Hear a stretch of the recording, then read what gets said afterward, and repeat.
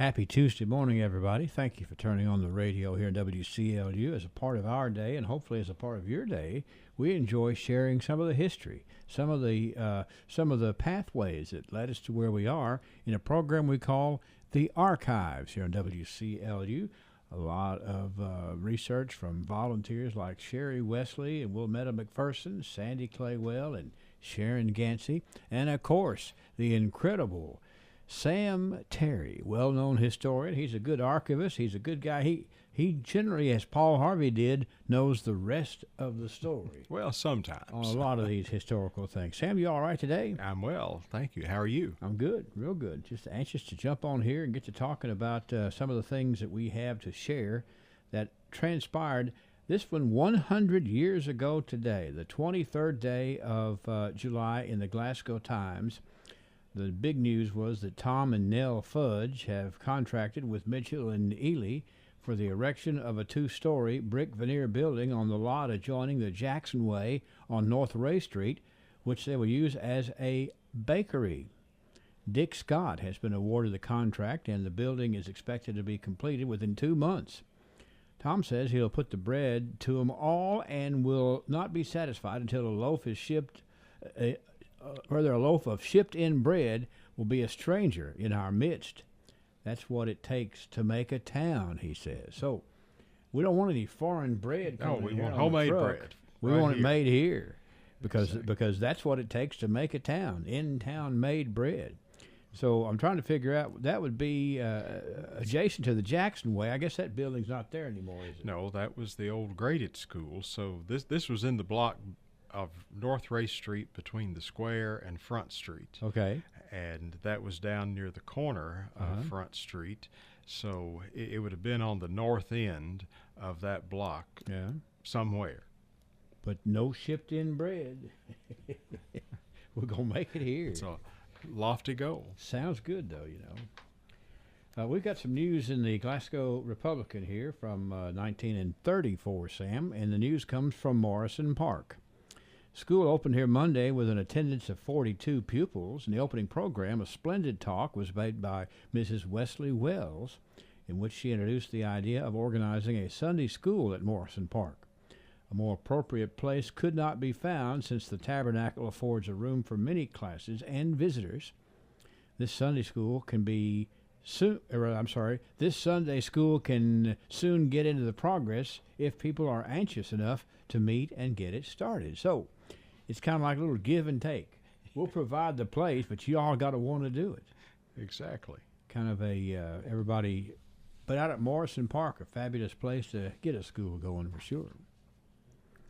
Let's fast forward here to 1944. We have some news from the boys in the service. Always to know about Private Tom B. Elliott, the son of Mrs. Evelyn Elliott of Etoile, has been transferred to Fort Benjamin Harrison, Indiana. Watt Chapman, the son of Mr. Millard Chapman, is reported to be in the hospital in England recovering from wounds which he received in the invasion of Normandy. Lieutenant John Seiden, the husband of the former Miss Evie Biggers Lyons, and Lieutenant William Johnston, husband of the former Miss Margaret Richards, have both written their wives that they are now a part of the Normandy invasion.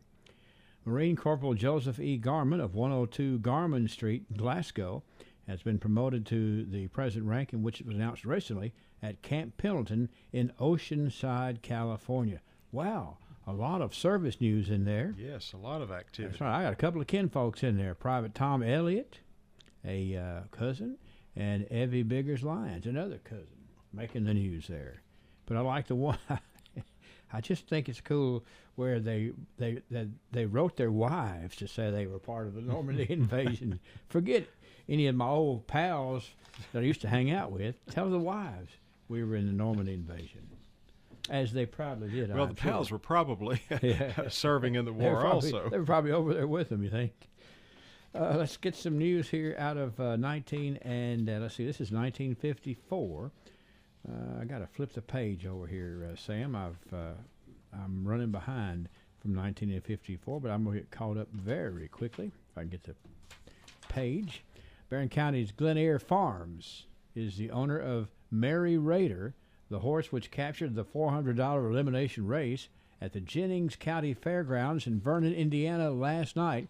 Of course, the Glen Eyre Farms was a farm that was owned for many years by Dr. William Wells. Beautiful place. Just this side of Cave City. And they were certainly proud to have this one-horse Mary Raider capturing that gold. As I recall, Dr. Wells had many champion horses there. Indeed. 1964, Mrs. Ludine Hamilton, the assistant cashier of the Citizens Bank and Trust Company, left today for Chicago for her first term of school in the School of Financial Public Relations at Northwestern University. Of course, Ludine famous for traveling. Yes. Maybe this was in the early days of her travels here in 1964, going up to Northwestern University, 1964. 1974, we have some news about development by the city of the American Legion Park, which is well underway. The formal Floral Hall is being bricked in for use as an administrative building. Of course, this is 1974. American Legion, as I recall, it was kind of the fairgrounds. It was, yes. That's how we get the Floral Hall out of the deal.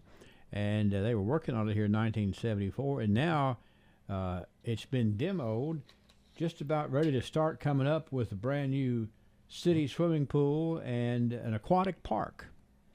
So that particular area has had several transitions. It has. Well, in 1974, all of that work, of course, came about because the new fairgrounds had been created by the J.C.'s, and so it had moved out to the edge of town, and that created an opportunity for the American Legion Park to take on a new life.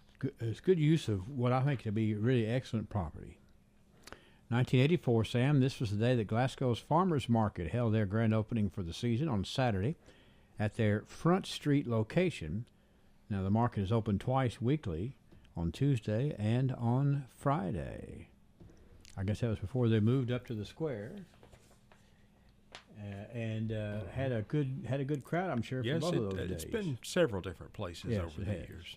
But always well attended, I will say that. People find you. Let's see. This was the day in 1994 the Glasgow City Council gave final reading to an ordinance Monday night approving the creation of a public transit system for the city. Total cost of the project is approximately $45,000. That was 1994. That is a program that has been well utilized, well developed, and certainly a part of our community that gives back in helping folks get to where they need to be. And a lot of folks ride the city transit buses like that too. So I noticed that. Big doings. 2004, we have a ribbon cutting today at the Glasgow Super Wash. It's located at 187 North L. Rogers Wells Boulevard, and bits of this and that at 24 McKay Lane. So we had two ribbon cuttings in one day. Pretty serious economic growth there in 2004, you think? Busy Chamber of Commerce.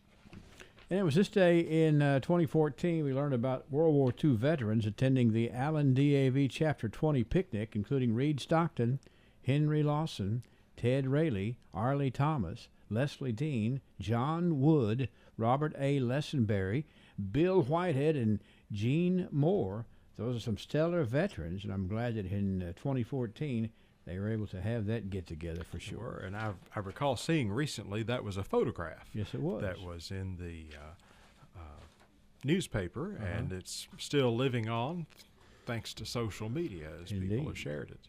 Well, thank you for being here to help us keep some of these things living on right here, Sam, and we look forward to hearing some of the wonderful things that our archivists have excavated.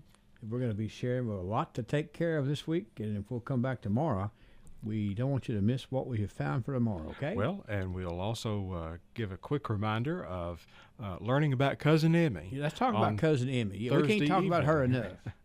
Thursday evening at 6 o'clock at the Cultural Center, Nancy Ritchie is going to be presenting a wonderful program that is funded in part by the Kentucky Humanities Council, and it will be a treat to learn about this Barren County native who made a hit in live music, but also on the radio, eventually on television, and had an association that you'll learn about with Grandpa Jones.